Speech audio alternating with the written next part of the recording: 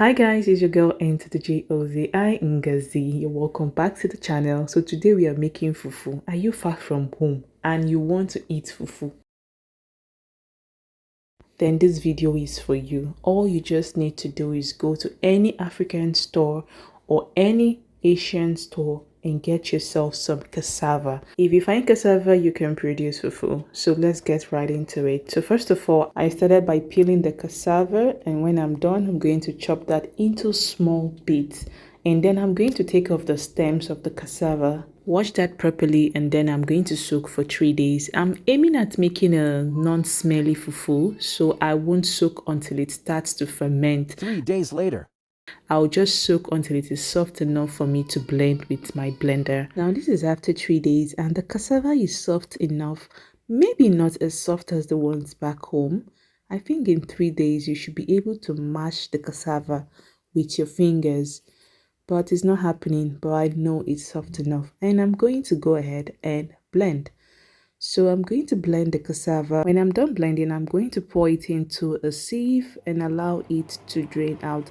Now the sieve I'm talking about is this one. This is very good.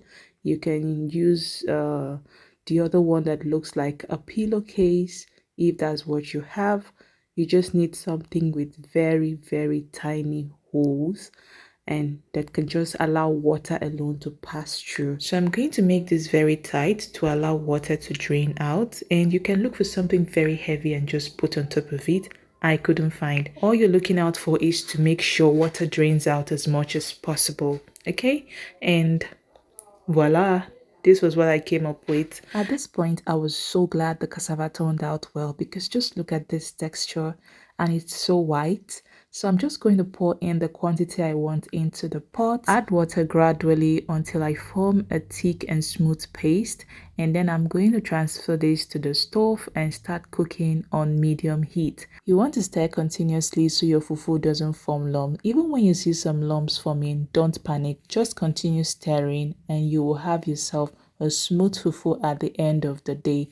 How do you know your fufu is ready?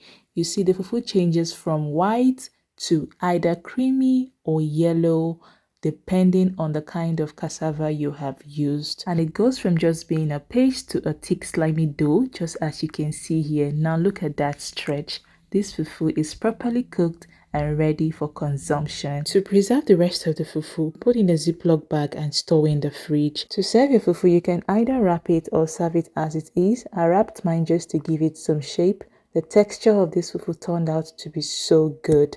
Thank you so much for watching. Subscribe if you haven't already. Hit the like button and I'll catch you in the next video. Bye guys.